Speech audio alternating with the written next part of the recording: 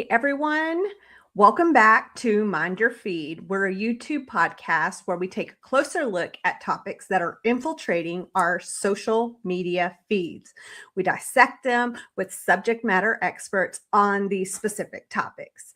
Today, our topic is about divorce because I just learned this, but apparently January is divorce month.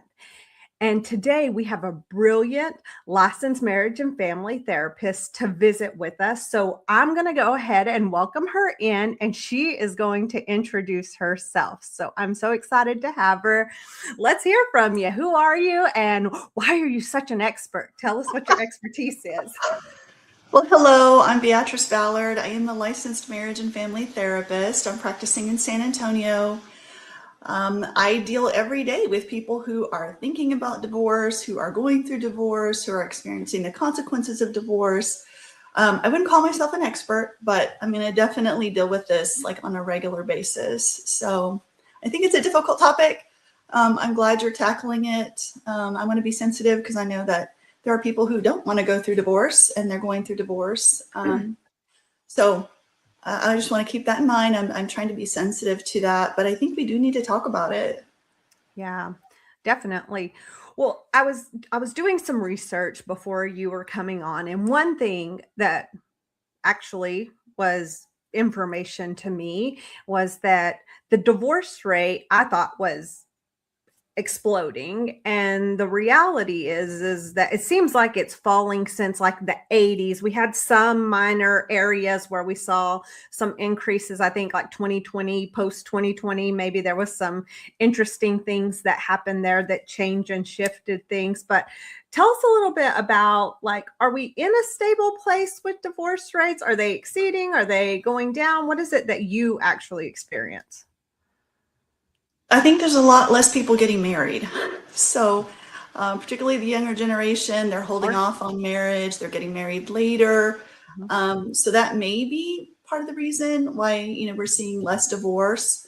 I think a lot of people who grew up in a divorced family are really concerned about not repeating that pattern. So they're trying really hard, to learn about how to have a good marriage. And I think there's a lot more resources available. So that's helpful.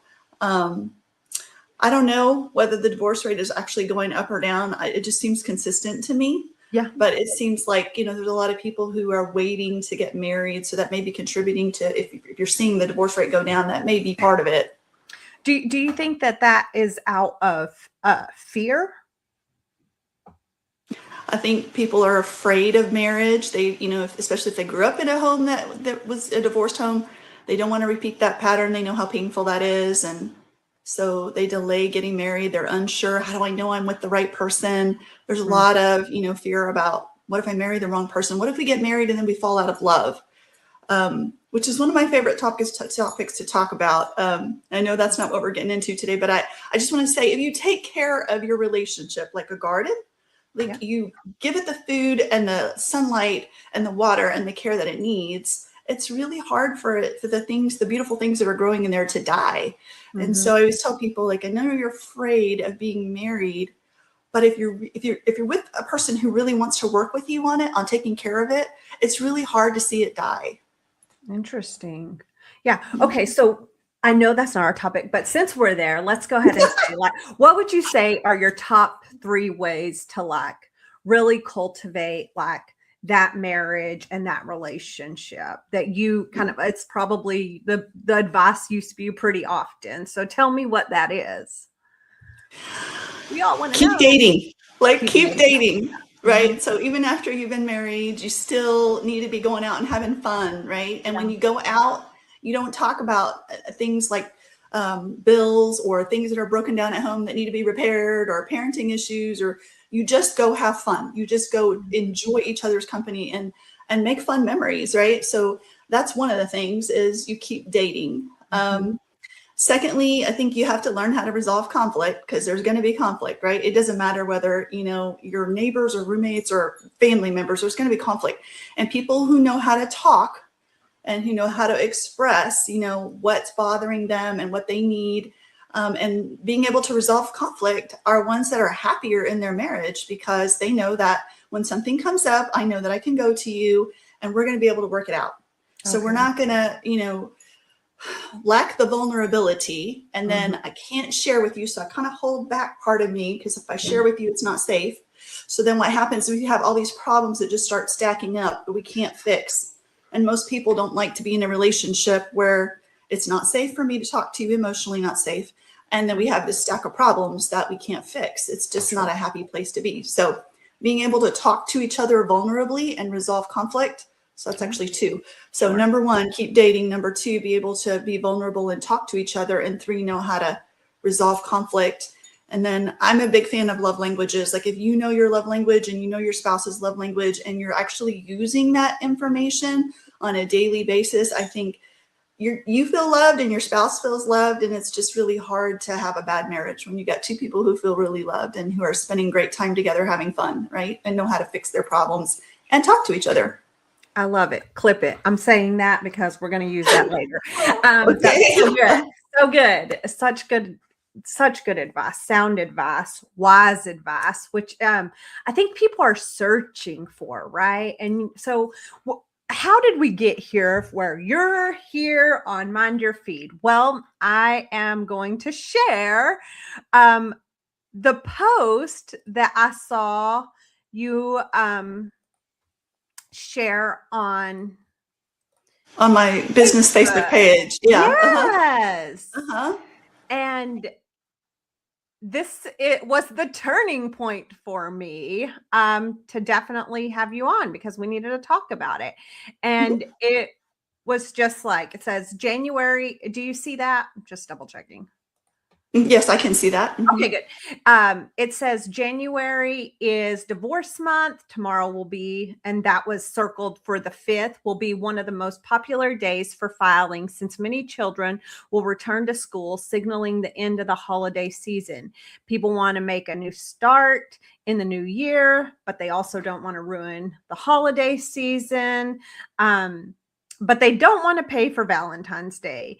So I thought that was so interesting because I had not realized that. So tell us a little bit more about that. Yeah, and it's kind of a sad fact, actually, but I understand why people do it. Like if they've not been happy in their marriage, they're contemplating divorce. And once they decide they want to file, then they, think about, well, when do I want to do that? Well, most people, they're thinking, I don't want to ruin the holiday season. Why don't we give the kids one more Christmas together as a family? Yes. That's part of the thinking. And then, Valentine's Day is coming and they don't want to go through that. And it's a new year and most people want a new start, right, to the new year. So a lot of people wait until January. And usually the big filing day is that first day back to school for the kids. I actually thought it was this past Monday, January 5th, but found out most of the kids in San Antonio went back on Tuesday, but there are some kids that went back on Monday. So anyway, it's this week. It's been this week. That's the big week that people like to file. And so for the month of January and February and March, it's going to be real busy, down at the courthouse. So yeah, that's how January divorce month came to be. Yeah. So I think one of the things is like, how do we I know you said like a lot of people are going through this, but also like, I think people are wanting to prevent it. So where do we want to start? Like red flag, yellow flag, green flag, like where are we at? And when is it time to seek help, professional help? When is it time? Like kind of give us an idea of what you see the timeline is. And I tend to think, and I may be totally wrong because I see way less families than you do, I'm sure. But I tend to see it be like almost too late by the time sometimes people are moving in the direction to like seek help, like they're already more than halfway out the door. And so what would be some advice for you for people who are maybe struggling in their marriage, and like, when should they seek help and what can that look like? And maybe it's not therapy, but maybe it's other things. So one of the really intimidating statistics that marriage and family therapists know is that on average, couples will wait 7 years to seek help from a therapist. So they're dealing with a problem on average for 7 years before they reach out for help. That is intimidating to me because I can't undo 7 years, That's magically in a short amount of time. So my thought is usually, why didn't you come in sooner? Like when you're feeling like, we're not doing well, we're not able to talk to each other, we're arguing. And then anytime you just feel like things aren't well, kind of like with your physical health, like, I don't really know what's wrong with me, but I know that I don't feel well. Something's not right. I think I need to go get a physical. I need to see my doctor. I wish more people did that with their relationships. When things kind of just don't feel right, let's go in and talk to somebody and see if they can help us out. But I think what happens is people let it go on and on and on, apparently for up to 7 years or more. And then they seek help. And the problem with that is that by that time, you have probably 2 very frustrated people, right? And there's a lot of water under the bridge. There's a lot of hurt, right? Yeah. People always want to go back and talk about, well, you did this and you did that. And, there's a whole lot of hurt from the past that we have to work through. Whereas if they had just come in sooner, then we could have maybe learned, how to communicate better or learn some conflict resolution skills or really try to understand why my spouse is acting that way. Like, all I see is anger, anger, anger, right? But when we get down underneath, what is under that anger? Maybe there's a fear. Oh, well, I didn't know it was fear. All I saw was anger. But now once I understand that there's a fear there, now I can be a little more compassionate and understanding. But without that, you just continue on with the toxic patterns or the negative cycle. And you have a whole lot of damage that's being done in the meantime. So I wish people would come in, like, just when you feel like things are not going well, we're not communicating well, we're arguing, we don't spend any time together. When we do spend time together, it's not really that enjoyable. Like, get it fixed sooner rather than later. That's really good. Where could they find, like, is there a great book, something that you typically recommend for relationships that are just starting to notice, like, there's a little bit of friction. Yeah, we need some help. Maybe there's some really good resources. I know you said the love languages, but are there a couple of things that, like, for those couples who are on time or not waiting until 7 years, that you have and you typically kind of, like, share with your clients? A couple of them. Anything by John Gottman. I really love Gottman. He's kind of like the guru of marriage therapy. He has a book called Reasons Why Marriages Succeed. I think that's what it's called. But anyway, Gottman, Gottman. I also like Sue Johnson. She has a book called Hold Me Tight that talks about getting down underneath to the emotion that's causing the behavior. I think that's also very helpful. Those are the 2 main ones besides the love languages. I think the 5 love languages book is also very helpful. Yeah. Those are the 3 big ones. I think it's Gottman that also has the Fight Fair book. Okay. Yeah. And I like that one. So we're going to clip that because I think that would be really good for people to hear. I did not know about this Sue Johnson book, Hold Me Tight. Is that what you said? I'm writing it down over here for myself. Okay. Yeah. Yeah. She's one of my favorite therapists. She is the founder of the Emotionally Focused Therapy, which is what I just explained. Like, the thing that we're usually fighting about is up here on the surface of the water, and we're fighting up here. But when we go down deep, like underneath the water, we get to what the feeling is that's really causing that fight up there. And so getting down to the emotion that's causing the behavior is so key to understanding why we fight, right? Yes. And so that book kind of talks about attachment theory, like feeling attached to the other person. Yeah, great. I was going to ask about that. Before I do, I want to remind everyone to like and subscribe. So back to it. I was going to say, how much of this, do you attribute to attachment theory and attachment styles? Or are you kind of like, oh, that's not really where I live in? And then the other question was, is the EFT also the I am loved, I am loving, I am safe? I think that, like, where you have the script that you're saying to yourself, is that also a part of that? Not really. Emotionally focused therapy is really like what I said, just trying to get to the emotion that's underneath and that is causing the behavior. And then once you understand that, it gives you great understanding and compassion for why the person's acting the way that they are. And Got so it. hopefully it kind of helps you break a negative cycle that you're in, Mm-hmm. right? The theory is that I do this negative thing and it triggers you. And so when you're triggered, then you do a negative thing that triggers me. And then we get this negative cycle going. Yeah. And then once I understand that, then we can break the cycle and then we can start going in a more positive cycle. Right. So that's the EFT. I do love attachment theory. I don't spend a whole lot of time there. I really like emotionally focused therapy because I think Okay. it makes sense. Like understanding why you act the way that you do gives me more compassion for, okay, that makes sense why they're acting that way. I didn't know that it was fear. I thought it was anger or, whatever the underlying emotion is. It's really Yeah. helpful to understand that. Yeah. I love that. And I've heard you use the word compassion a couple of times, which I feel like is being underused in the therapy room. We are hearing a lot about empathy, and I'm not against empathy. But empathy is very emotional, and compassion is like kind of sometimes taking yourself out of it and seeing the big picture and Mm-hmm. then the doing part, right? Like, how can I be in this with this person, right?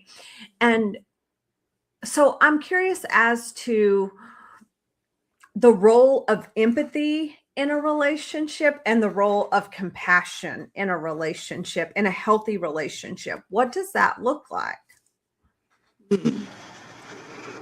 I think empathy is I'm trying to put my shoes in my feet in your shoes Mhm. and really trying to understand, and have some feeling about what that would be like to be in your Right. shoes. Mhm. I think compassion is kind of similar, Mhm. but I think maybe with compassion, like I don't necessarily have to agree, but I can have some I don't know what another word for compassion is, but that's why I think the two are kind of similar, Yeah.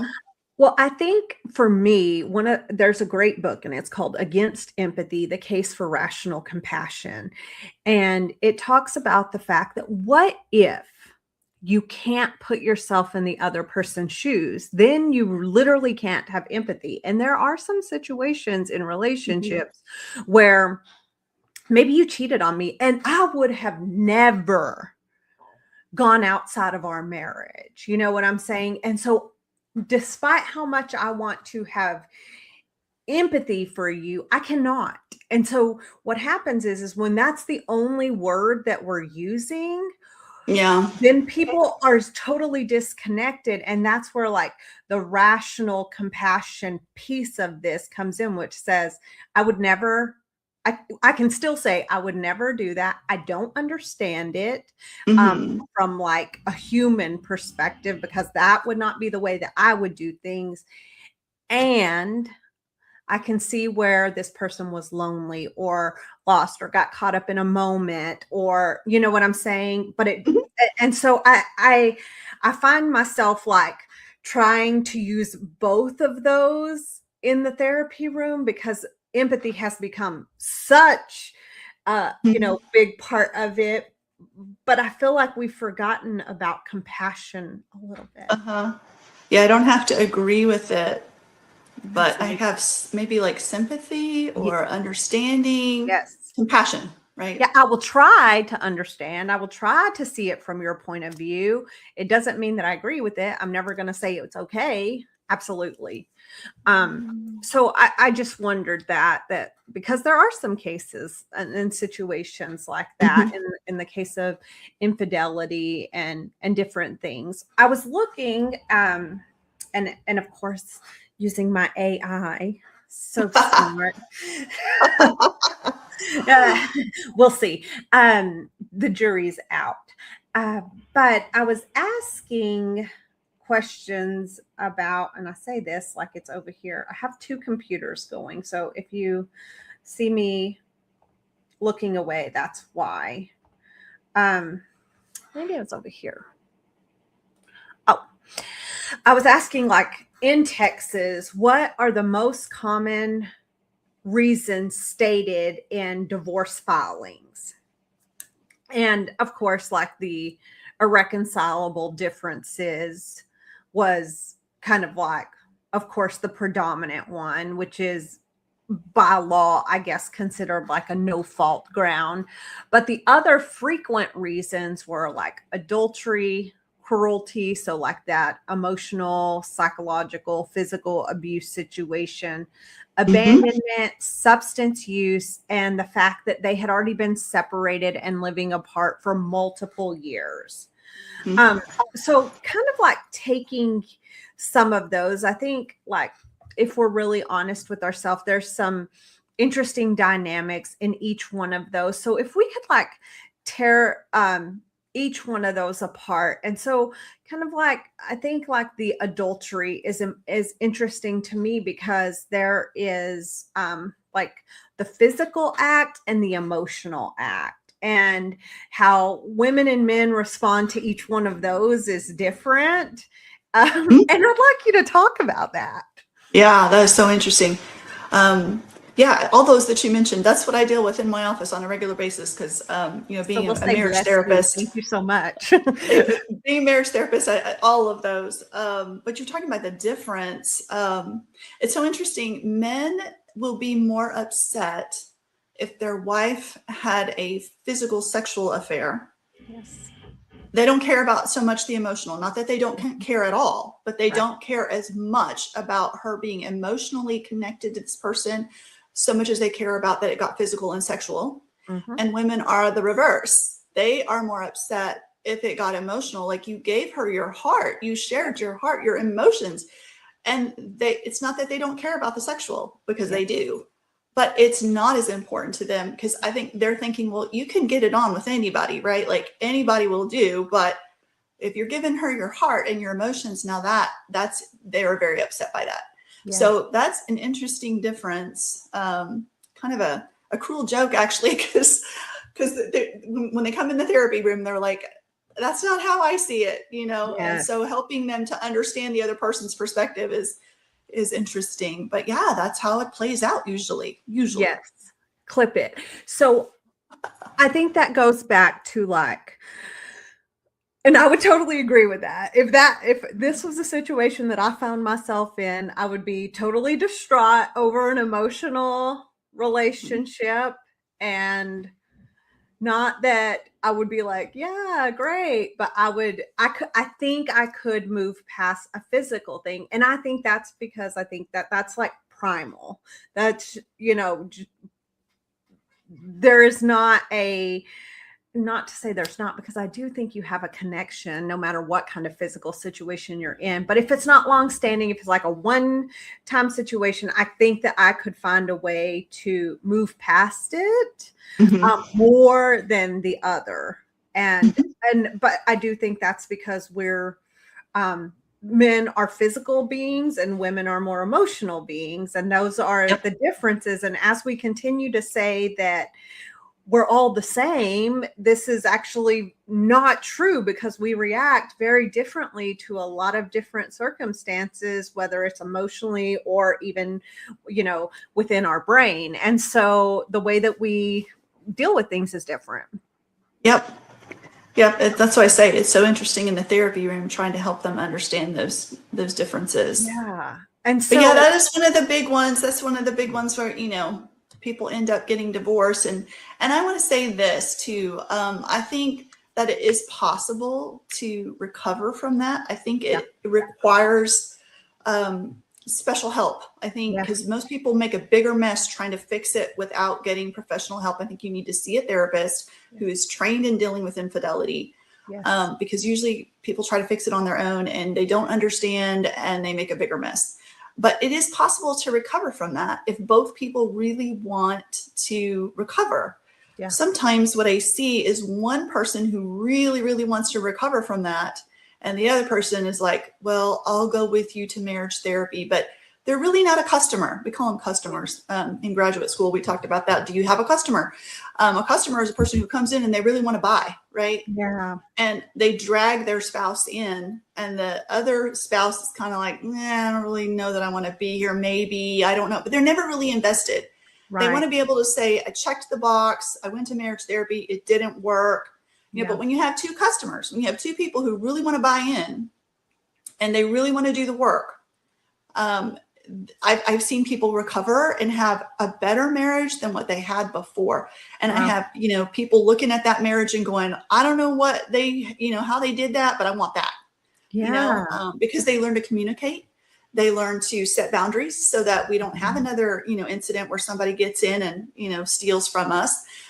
They learn to communicate and resolve, you know, their issues, and they have a better marriage. So Sure. if that is you, if that's happening to you, like, just know that it is possible to recover from that if your spouse is willing to do the work with you. Like, you have to have two customers. You cannot really save the marriage by yourself. And I think a lot of people are doing that. They're trying so hard to Yeah. save the marriage all by themselves, and you Mhm. just can't do. You can only do your part. Your Yeah. spouse has to be willing to meet you halfway. Like, you can only do your part. You can't do their part. Yeah. I love that. That's really good advice. Um, so with that being said, how do you know when either I think you know when you're going to stay, like you kind of know it within you, but how do you know when it's time to leave?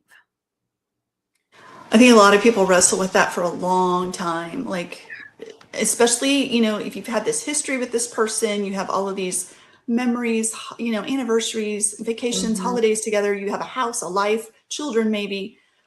It's really hard to make that decision. I think a lot depends if there's been infidelity. If there's been Mhm. infidelity, I think one of the key things is the other person doing everything they can to fix the damage that they caused? Yeah. Because if they're not all in with an attitude of, I'll do whatever it takes to save this marriage, I want to do it because I don't want to lose this person. Sure. If they have that attitude and they're doing the work, they're not just saying that I'll do the work, but they're actually walking the walk, not just talking the talk. They're Mhm. actually doing the work.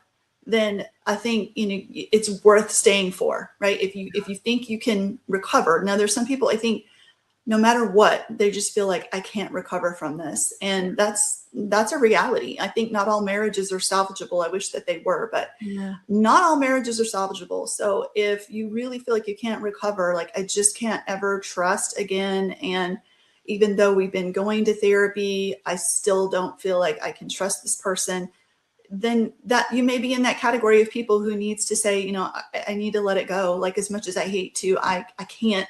You have to have the trust, because if you Yeah. don't have the trust, then you're constantly hyper vigilant. You're constantly Yeah. questioning the other person. They're always under suspicion, and it's not a healthy relationship. You can't really have a good marriage when you can't trust the other person. Yeah. So if you can't rebuild the trust, then you may want to consider, you know, separation first, or some Yes. people want to jump right to divorce. I always encourage, you know, try separation, try Mhm. marriage therapy, try separation. And then if you really feel like you can't make it work, then go to the jumbo, you know, which is divorce. But divorce is so expensive financially and emotionally. I would like to see people try to avoid that if they can. Sure. Um, Other than that, like, knowing when to stay or go, like I said, if the other person's not doing the work, if they're saying that they're going to do it and they're not doing it, you get to decide when you have had enough of that. Like, I'm tired of being lied to. I'm tired of repeatedly getting hurt. You say Mhm. you're going to, you know, do these things. You're going to provide me your location. You're going to give me your passwords. You're going to do everything to make me feel safe. And then you're not doing those things. Yeah. Or I catch you, you know, continually going back to the other person. Yes. Um, I think then you have to decide, you know, how long do I want to tolerate that? Sure. You get to decide. The person who's been betrayed gets to say when enough is enough for them. Yeah. And I think a lot of people try to tell that betrayed person, oh, you should leave now. Like, it's enough. You should leave. I think that person needs to make that decision for Yes. when they've had enough. Mhm. Yeah. Yeah, I've seen lots of people do it lots of different ways, and so I was just interested in what your take on that is. Well, kind of like piggybacking on infidelity, but also the social media aspect of things is I would say two things I'm curious about is like, how has this like connected world, right? Where you can all of a sudden talk to your, ex from high school or the college girlfriend or and rekindle some things through messaging and, innocent enough until it's not kind of situation. How does that play a part of this? And then the other side of that is the explosion of pornography and, you know, realistically, men and women both using pornography at rates that we have never seen before and being exposed to content, not just, as adults, but very young, and it's starting from a very young age. So I'm just curious about those two things and how you see them in the counseling room, and how do maybe people, like, their first steps, how do they deal with this? The second one was pornography. What was the first one? You said social media, social right? media rekindling with all the people So of the past. social media, because of social media, like you said, we have the opportunity to reconnect with, people that we were connected to in the past, high school boyfriend, girlfriend, college boyfriend, girlfriend, people we had crushes on, new people we just met, we've never met before. That's why it's so important that boundaries be in place. Like, there are boundaries that you need to set for yourself. If you're married or in a committed relationship, like, I'm not going to chat on a regular basis with somebody of the opposite sex, or in some cases it's not opposite sex, it's like same sex, but in general, usually, I'm not going to chat. I'm not going to meet up with and be alone with somebody on a regular basis. And without those boundaries, like, you just fall prey. Like, you just put yourself in situations where you open yourself up to being in an inappropriate relationship. Another one that gets violated all the time, another boundary, is, inappropriate conversation, like opening up emotionally to another person, telling them about things that you're struggling with in your life. They want you to feel cared for, so they listen to you and they say all these caring things. And then you think, gosh, this person really cares about me. And then you want more of that. Yes. And so you end up having more and more conversations. And then maybe it turns into, let's have coffee or lunch.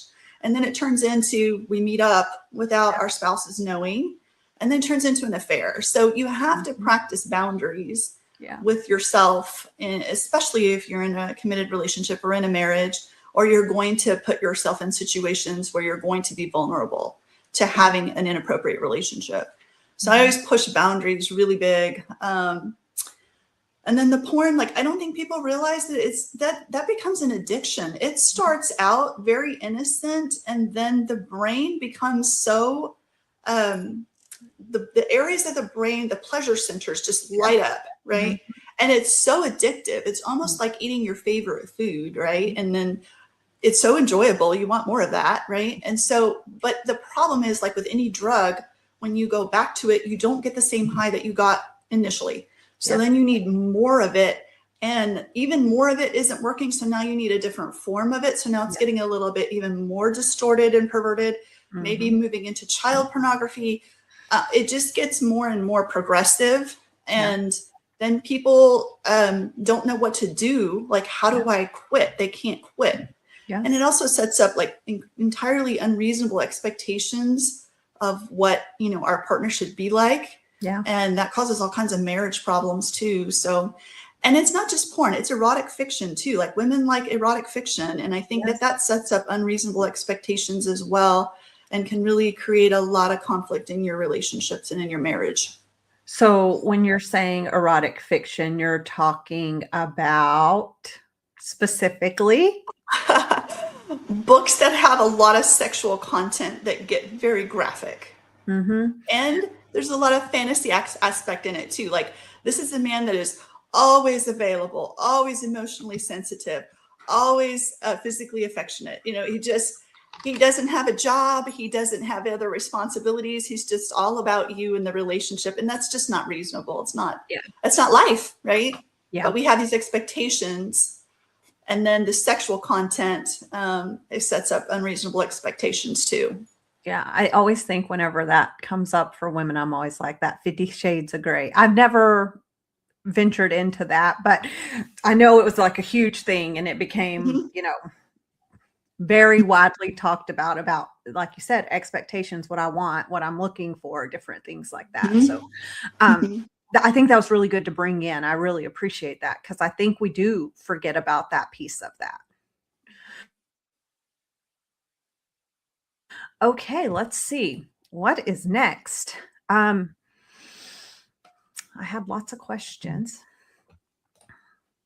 I think maybe just walk us through maybe like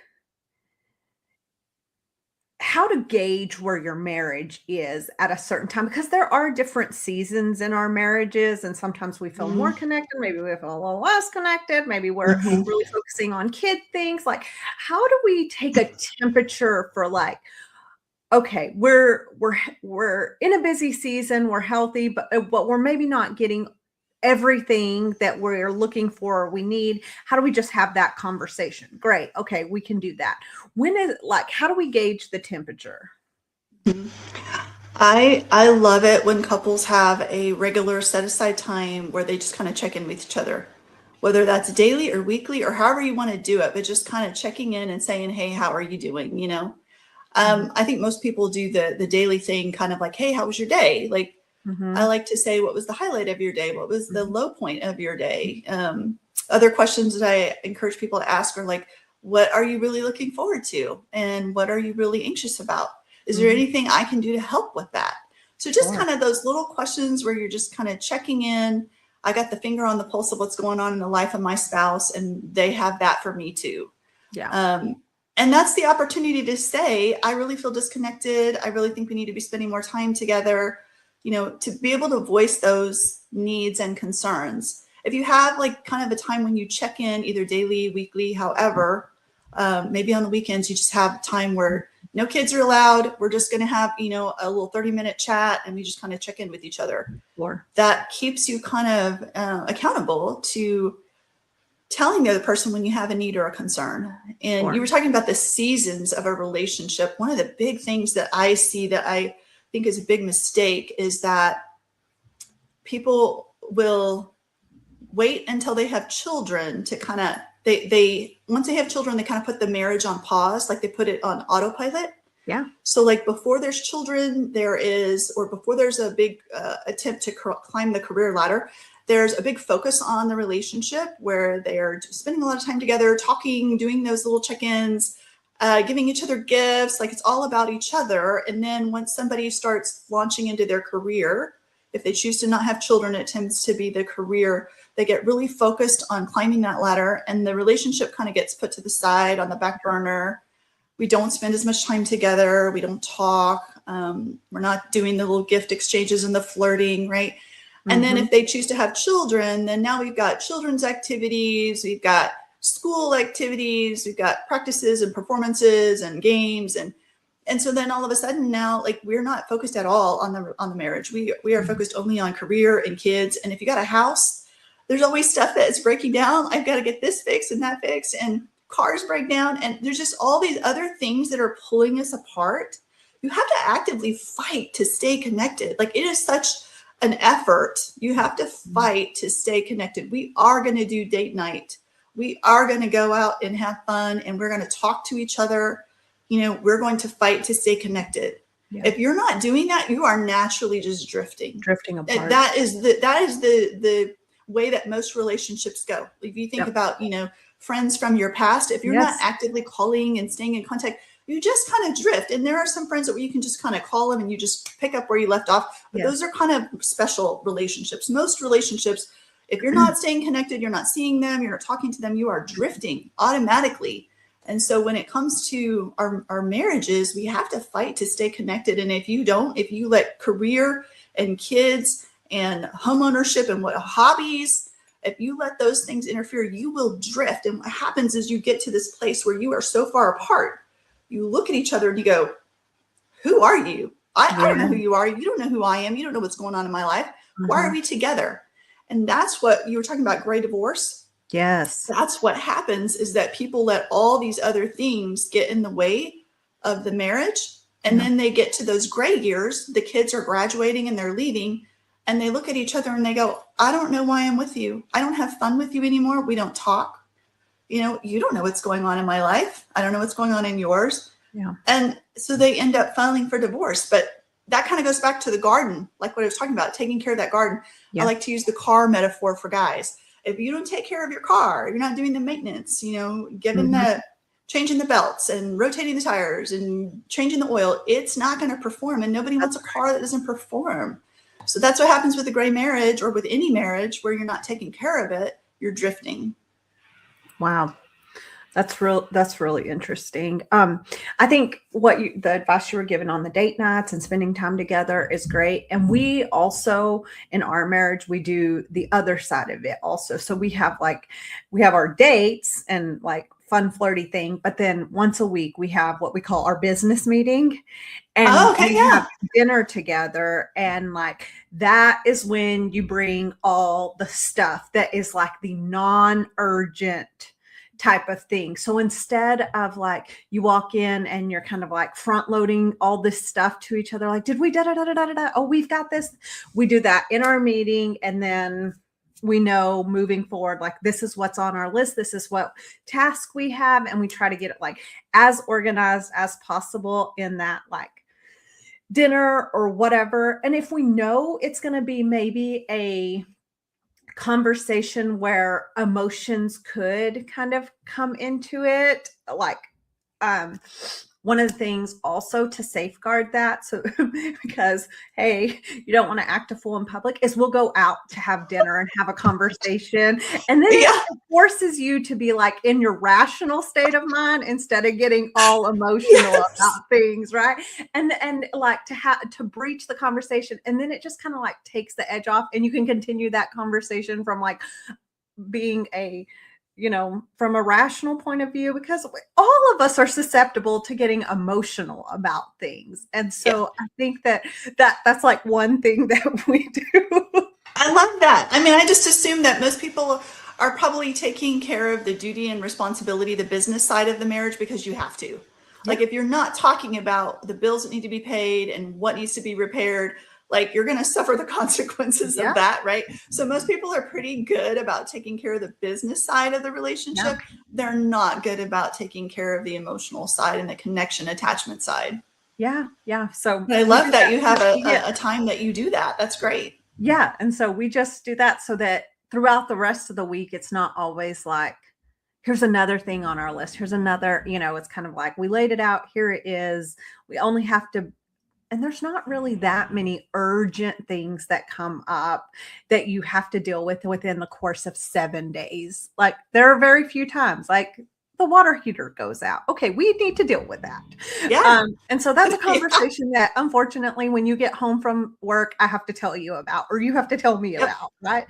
But like normal day-to-day things, or kind of the things that we're normally doing, we can kind of have those discussions, and then it's over and it's done, and we don't have to talk about it. And so that has been like a game changer for us, because I think that we're both working, and so we will toss it at each other when we see each other, and that doesn't feel very fun or kind, or you don't want to come home to that all the time. It's like something else on your list. You want to come home to someone like welcoming you and having a conversation and how are you doing and all the things that you said, like checking in. So the last thing I wanted to ask you about, because I do know that and I hope it's okay to say, I think it will be fine, is that you're a Christian, and that a lot of times you're practicing from like a Christian perspective, and people who probably see you come from that point of view.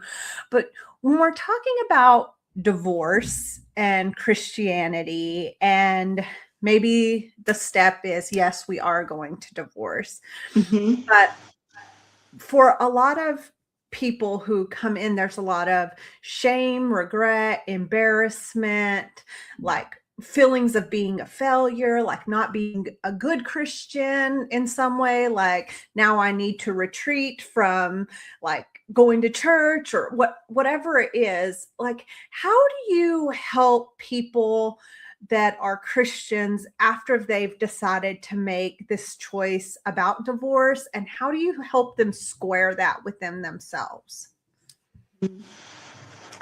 Kind of going back to what I was saying before, like, some marriages are not salvageable because the other person is just not in it anymore. And so you may be in it, but your spouse is not, like they've checked out. And you can't fix that. You can pray about that. You can do your part. You can try to get the other person to do their part, but ultimately you can't make somebody do something that they don't want to do. So if they don't want to be in the marriage, or they don't want to do the work to fix the damage, then you can't fix that. And so that's why I say some marriages are not salvageable. We have to let that go. And I know that that's hard, and there is a lot of shame involved in that. But, especially when it comes to infidelity, like I think God understands that. And I think that's why he gives us that out, because I think he knows how very painful it is, and that some people cannot recover from it, even though they really want to. They just can't recover from the pain, and they can't ever trust again. And so I think that, God must understand that, or he wouldn't have specifically made that provision for divorce when there has been adultery. And I think, the Bible does say that God hates divorce, but he loves us, and he hates to see us in a bondage, like in Egypt, where somebody is being abusive, or somebody doesn't care for our very soul, and they're doing things that are harmful to us. I always recommend that people try marriage counseling. Now, if there's domestic violence going on, it's actually contraindicated. We should not be doing marriage therapy when there is physical violence going on. But if marriage counseling is, an option for you, try that. And then if that doesn't work, maybe move to separation, especially when there's an addiction or abuse or adultery, the 3 A's: addiction, abuse, adultery. Try separation, and maybe that person needs to have their world shaken up a little bit. And maybe that will prompt them to get the help that they need to correct the abuse, the addiction, or the adultery. But if it doesn't, then, like I said, we can't make them get the help that they need. And so we may have to resort to divorce. There's a lot of people who, undergo divorce and never really wanted it. Right. But marriage takes 2 people who want to be in it. I mean, one of the essential elements of love is the desire to give that, right? And so if you somebody doesn't have that desire to give love and to be in a marriage, then you can't really have a marriage, So that's why I say, like, sometimes we have to go through a divorce that we don't want. And God still loves us, even though we've had to go through that. And I think he sees the struggle that we tried to save the marriage. I think it's a really good thing to be able to look yourself in the mirror and say, I did everything that I could do. I did everything I could do to save my marriage. And that way, if it fails, like the other person either didn't want to do their part, or they had already checked out and they just weren't interested in doing the work. It is hard work. It is hard work to repair damage. And some people just don't want to do that. Yeah. I guess I said one more thing, but I guess I have one more thing. Okay. Do you find that, because I don't think people get married thinking, hey, I'm going to get a divorce, right? Like that's not part of the plan. But do you see with like new generations, younger generations that are getting married, that they are less willing to do some of the work and more capable of just kind of like, I say, like pulling the cord, like we're out because, just generationally, let's go millennials and younger, the tendency was more me driven, and so like fit into my life, not like how we do life together, different things like that. And so I'm just curious if that's like something you see. I think the younger generation, this is a positive thing that I see. They are very willing to get a therapist pretty quickly, 100%. individual therapy. Like, I don't know about marriage therapy. I don't see a whole lot of the younger generation getting into marriage therapy, but they all have a therapist. And I love that. I think we all ought to have a therapist. I have a therapist. My crisis is long over. I saw her like on a regular basis in the middle of my life crisis, but I still see her on occasion. Just I need somebody to process some things with. So I am very encouraged that the younger generation is willing to ask for individual help. I hope that they will also realize as they get married that the value of marriage therapy. So that encourages me. I'm hoping that as they get into marriage, that when they need help, they will reach out and ask for it. Good. Did that answer your question? Yeah, It was great, actually. Okay, well, I know that I told you we would be out of here in an hour. So we are right on time. And so I just want to say thank you so much for your With knowledge and delight. sharing with us, because I think you gave people hope, you gave them strategies, and you also gave them like a barometer, like, you need to check the temperature here in your marriage, and maybe gave them some opportunities to see maybe the yellow flags and the red flags in their own relationship, if there are, and maybe the encouragement to not wait that 7 years. Let's, Yes, don't wait. Yeah. don't wait that long, please. 7 years. Long time. Mhm. Thank you so much, everybody. Thank Yes, thank you. We you. are all done for today. And Tiggy, give us your website so that if they want to get in contact with you, maybe seek your services, where they can find you. Yeah, I'm at solutionsforthesoul.com, and solutions is spelled SOUL, like soul. So Okay. solutionsforthesoul.com, or you can just Google my name, Beatrice Ballard. There's not too many of us out there, so. Okay, perfect. Thank you so much. All right, thank you, Jessica. It's been a delight. Okay, Bye-bye. bye-bye.